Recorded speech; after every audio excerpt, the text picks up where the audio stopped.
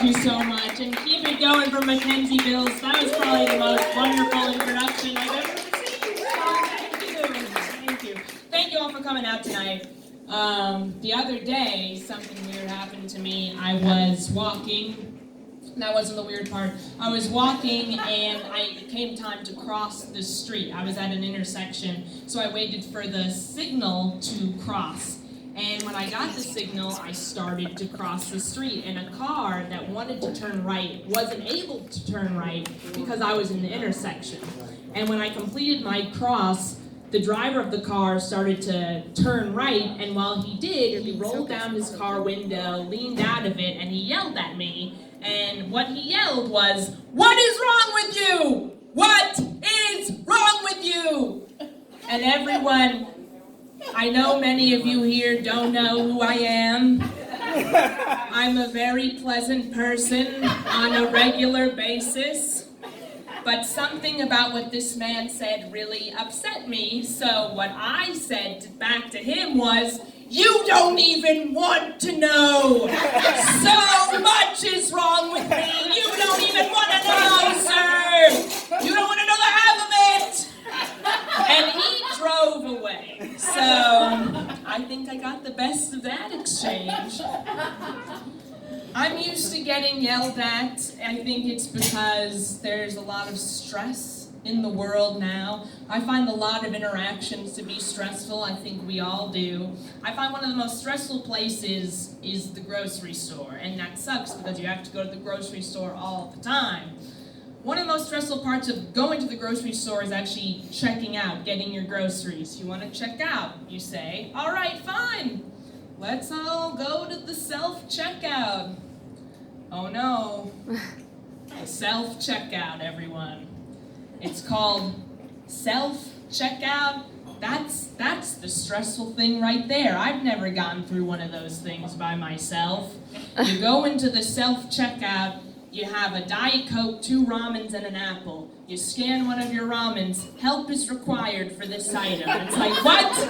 I'm purposely in the self-checkout because I don't want, 1, any help, and 2, I don't want any human interaction at all. Isn't that why you invented the self-checkout? Before you know it, 5 giant food employees are converging on you, trying to help you get your ramen, and you're like, "No, I don't need help." Before long, they're trying to put your groceries in a bag. It's a nightmare. I remember when they first invented self-checkouts, and everyone in my family said, "This isn't going to last." We were all wrong, all of us. All of us were wrong, and that's something that I personally find very interesting, is what technology has advanced and what technology has just stayed the same. Like, I think we've spent a lot of time investing into making some technology, like our phones and our computers, better. Like, I remember when I was about 6, and my parents first saw a computer with a mouse. And they were like, "What is that thing?" And I was like, "Yeah, this is so weird, right?" And we've, continued to advance that technology. What I'm trying to say, everyone, is what I would really like to see within my lifetime, what I would love to see advance, is I would just love a garbage disposal that doesn't sound like I'm killing a demon on the side. I would love to have someone invest in that technology so that whenever I turn on my garbage disposal, I don't have to apologize to everyone within a 10-mile radius.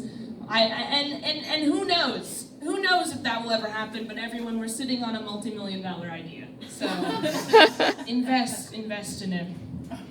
It's weird that I think about things like garbage disposals now. That used to be something I never even thought about, but I realized recently that I'm at this cornerstone in my life where a lot of my friends are like me, unmarried, but a lot of my friends are married and they have kids, which is awesome.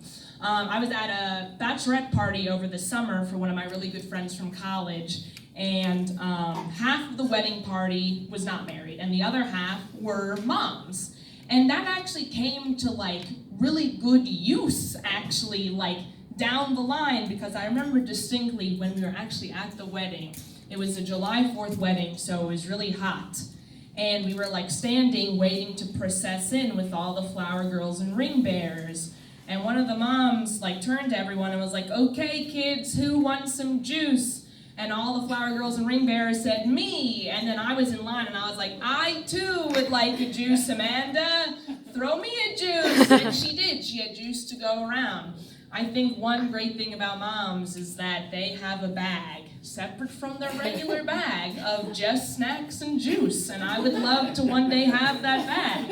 I don't have it now because I'm not a mom. But one day I'll get that bag. One day. I am one of those people that you might say that I'm impressionable. I'll do what people tell me to do. I remember as a kid, people would always be like, "Come on, Stacy, you wouldn't jump off a bridge if people told you to do it or if other people were doing it, right?" And I would be, and ever since I was 13, I would be able to say confidently, "I can and I would again." But here's the thing, everyone. This is what I'm really talking about. It was a small bridge, but the point is this. I do what other people do, not because I think it would be fun or it would make me popular, but I'm really wondering if I am missing out on something, right? Like, FOMO is something people have only started recently saying, but that's why I've done a lot of things in my life. You may remember, like 2 years ago, everyone was doing this Tide Pod challenge, where kids would try to eat a Tide Pod. And I started hearing a lot about this. And after about 3 months of hearing about it, I was like, here's the thing, everyone. I knew I wasn't going to participate in the challenge, but I was like, what if we all are missing out on something? Like, what if the Tide Pods actually taste good? And all of the news people were saying, don't eat the Tide Pod. But I was like, okay, I'm not going to eat it. But what if I just licked it? And I'm going to tell you, everyone, it tastes so bad. So I'm going to save you the trouble with that one. Don't do it.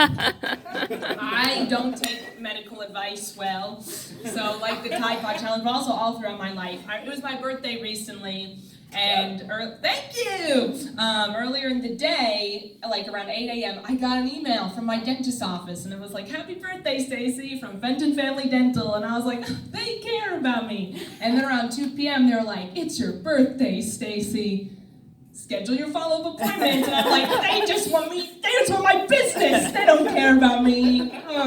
Dentist. I have a weird relationship like that with all my doctors. Like, even to go into the doctor is like a feat. I can't even imagine sometimes. To get into the doctor's office will take me months and months of canceling and rescheduling. But I went to the doctor this summer because I was basically forced to go by my own conscience and guilt. But I went in there, and my doctor was doing the whole physical exam, and she's like, "All right, Miss Axler, the next step is we're going to test your reflexes." And I was like, let's not do that. Like, let's just skip on over that step. And she's like, "Miss Axler, we have to do it." And I was like, I hate this. Like, let's just skip over it. She's like, "We need to test her." We went back and forth like this. And finally, I was like, "Okay, fine, do it." And she's like, "I'll do it if you move your hand." My hands were covering my knees. And I was like, fine. I lifted my hand up. She tested my reflexes. I kicked my leg. And I was like, "Ah!" And I made that little sound. And I was like, I made that sound because it's crazy, right? The human body. And she was like, "I don't know, Miss Axler." And then at the end of the appointment, she said, "Well, we're going to need to get your blood work done, but you seem to be in perfect physical health." And so I turned to her and I said, "I guess what you're saying to me then is that I am perfect." And she said no. And she left. So, I appreciated that. I appreciated the realism. Everyone, you've been a wonderful crowd. I've been Stacey Axler. Thank you so much.